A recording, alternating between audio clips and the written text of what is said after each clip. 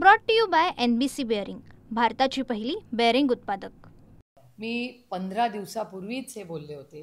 अनेक वर्तमानपत्रांत तुमच्यासारख्या जबाबदार चॅनल्सनी हे दाखवलेले आहे। 4,800 कोटी रुपयाचा घोटाळा आहे हा।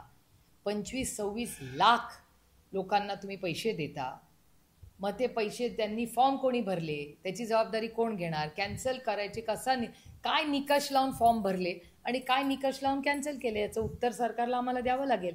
आणि 4,800 कोटी, तुम्ही विचार करा, 4,800 कोटीमध्ये काय काय झालं असतं, किती शाळा झाल्या असत्या, किती रस्ते झाले असते, किती कॉलेजेस झाले असते, किती हॉस्पिटल झाले असते, सरसकट कर्जमाफीला किती आधार मिळाला असता एखाद्या शेतकऱ्याला, मला सांगा। त्यामुळे ह्याची इन्क्वायरी झालीच पाहिजे। सरकारने SIT लावावी, CAG रिपोर्ट काढावा, पण ह्याची पारदर्शकपणे इन्क्वायरी झालीच पाहिजे। फॉर्म कोणी भरले, कसे भरले गेले आणि पैसे कोणाच्या अकाउंटला गेले। जर हे डायरेक्ट बेनिफिट ट्रान्सफर DBT आहे तर लिकेजचा विषयच येत नाही। मग हे खोटे फॉर्म भरलेच कसे गेले, आणि मग तुम्ही भरले तर मग कॅन्सल कुठल्या निकषाने केले, हा प्रश्न आहेच ना। आणि पुणे जिल्ह्यासारख्या ठिकाणी जिथे एवढं चांगलं प्रशासन आहे, 2 लाख खोटे फॉर्म भरले जातात। हा भ्रष्टाचार नाही तर काय आहे? कुणाच्याकडे हे पैसे गेले? मग यावरती उपमुख्यमंत्री अजित पवारांना माध्यमांनी विचारण्याचा प्रयत्न केला, मात्र ते असे म्हणतात उपप्रतीक होऊन की मग काय लाडकी बहीण योजना बंद करू का? हा बंद करा म्हणून प्रयत्न नाही आहे, पण हा घोटाळा कुठेतरी थांबला पाहिजे ना। बंद करून प्रश्न सुटत नाही, सुधारणा केल्या पाहिजेत ना त्या स्कीममध्ये। जर लाडक्या बहिणी खरंच तुमच्या लाडक्या असतील आणि इलेक्शन नंतरही तुमच्या बहिणी तुम्हाला लाडक्या असतील, तर बहिणीसाठी सुधारणा करणं हे सरकारचा जो भाऊ बनतोय त्याचं कर्तव्य नाही। आणि घोटाळेबाज सरकार आहे, रोज घोटाळे निघतात। आता तो 5,000 कोटी रुपयाचा सिडकोचा घोटाळा, ॲम्ब्युलन्सचा घोटाळा, किती घोटाळे सांगू? तुम्हीच रोज चॅनलवर दाखवता ना घोटाळे या सरकारचे। मग तुमच्या कालच्या वक्तव्यावरून भारतीय जनता पार्टीकडून नेत्यांकडून टीका होते, किंवा भाजप आध्यात्मिक आघाडीचे तुषार भोसले यांनी टीका केली की वारकरी संप्रदायाचा पांडुरंगाचा तुम्ही अपमान केलेला आहे। ठीक आहे, लोकशाही आहे, प्रत्येकाला बोलायचा अधिकार आहे। तुमचं विधान बरोबर असं म्हणू नका।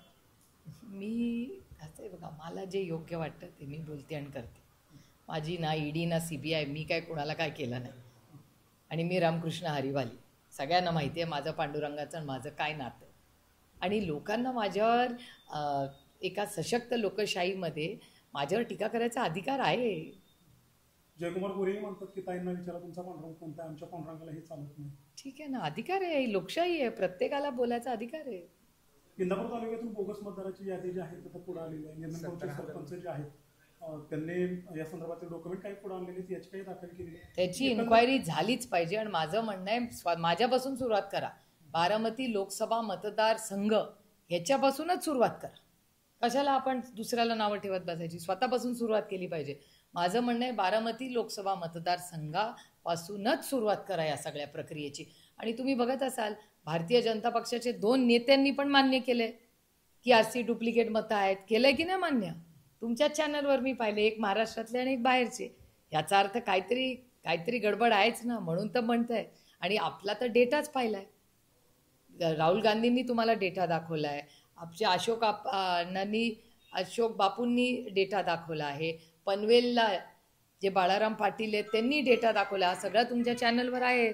जे दूध का दूध और पाणी का पाणी, आणि आम्ही अजून प्रत्येकाला शोधायला लावतो। आणि मी निवडून आले म्हणून माझा नाही, माझ्यापासूनच सुरू करा। मी निवडून आले असले तरी चेकिंग करा, असा माझा आग्रह आहे। सुनेत्रा पवार संघाच्या कार्यक्रमामध्ये नाही बघा, सुनेत्रा वहिनींनी कुठे जायचं आणि नाही जायचं ही लोकशाही आहे, त्यांचा अंतर्गत प्रश्न आहे। त्या कार्यक्रमाला मलाही कंगनाजींनी बोलवलं होतं, पण मी कंगनाजींना सांगितलं आणि मी त्यांना विनंती केली की कंगनाजी, हा संघाचा एनरोलमेंटचा, त्यांनी मला सांगितलं म्हणजे आपण फॉर्म भरतो ना सभासद नोंदणीच्या कार्यक्रमाला मला कंगनाजींनी बोलवलं होतं।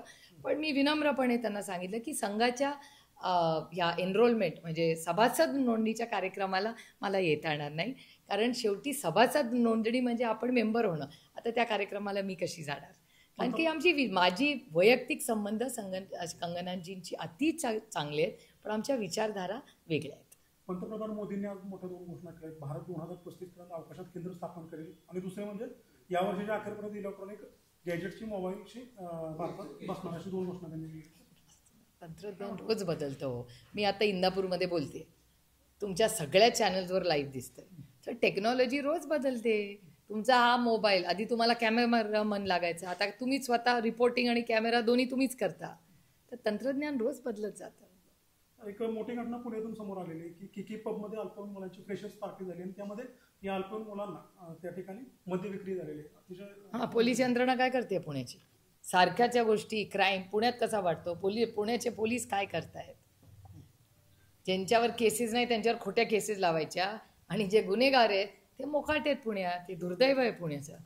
मनोज जरांगे पाटील आता 29 तारखेला मुंबईमध्ये पुन्हा आंदोलन करणार आहे. त्यांनी 26 तारखेपर्यंत राज्य सरकारला अल्टिमेटम दिलेला आहे. एकंदरीत पुन्हा मराठा आणि ओबीसी हा संघर्ष पेटतो. मला याची फारशी माहिती नाही. मी गाडीत होते, प्रवास करत होते त्यांचं आलं तेव्हा. पण एका सशक्त लोकशाहीमध्ये प्रत्येकाला आंदोलन करायचा अधिकार आहे. गणपती उत्सवाच्या पार्श्वभूमीवर कोकणवासियांसाठी टोलमाफीची घोषणा राज्य सरकारने केली. मात्र प्रत्यक्षात जर बघितलं तर पुणे मुंबई एक्सप्रेसवर होतीच हे चाकरमाने जे आहेत त्यांना गावाकडे जात असताना काही लोकांचे फास्टॅगमधून पैसे कट झालेले आहेत. मग एकतर सरकारने घोषणा केली, दुसरीकडे पैसे कट. घोषणाबाद सरकार आहे. जे सरकार बहिणीला धोका देऊ शकतं, या जगातलं आई वडिलांनंतर सगळ्यात पवित्र नातं बहीण भावाचं असतं.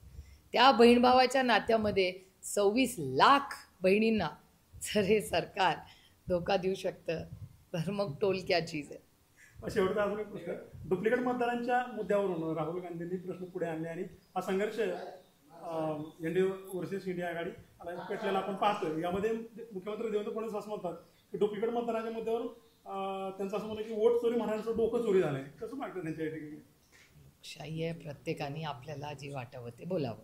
म्हणून आम्ही प्रत्येकाने मनावर घ्यायचा आग्रह कशासाठी? ठीक आहे ना, लोकशाही आहे. आम्ही जसं बोलतो तसं ते आमच्यावर बोलतात तेव्हा आम्ही ऐकून घेतलं पाहिजे. ह्याला तर सशक्त लोकशाही म्हणतात. दौंडमध्ये महिलांवर अत्याचाराचे प्रमाण वाढत चाललंय. दौंडमध्ये नाही, राज्यातच चाललंय. कारण काय प्रशासन काय करतंय? असल्याचे सांगून एका महिलेवर अत्याचार नाही, सातत्याने राज्यात होत आहे. ते संपूर्ण राज्यात महिलांवरचे अत्याचार आणि अन्याय वाढलेले आहेत. हा भारत सरकारचा डेटा सांगतो आणि केंद्रात आणि इथे दोन्हीकडे त्यांचंच राज्य आहे. हा डेटा केंद्र सरकारचा आहे जो महाराष्ट्राबद्दल बोलतोय. राज्यात एकंदरीत पाऊस खूप मोठा झाला. गेल्या 10 दिवसापासून पावसाला महाप्रलय जो आहे तो आपण पाहिलेला आहे. जवळपास मी माननीय मुख्यमंत्री आणि केंद्राचे सहकार मंत्री अमितभाई शहांची खरं तर भेटी घेतली मागच्या आठवड्यात आणि त्यांना विनंती केली की महाराष्ट्रात ओला दुष्काळ आहे, याच्यासाठी कृपा करून मदत करावी आणि महाराष्ट्रातल्या प्रत्येक शेतकऱ्याची सरसकट कर्जमाफी करावी. Brought to you by NBC bearing, भारताची पहिली बेअरिंग उत्पादक.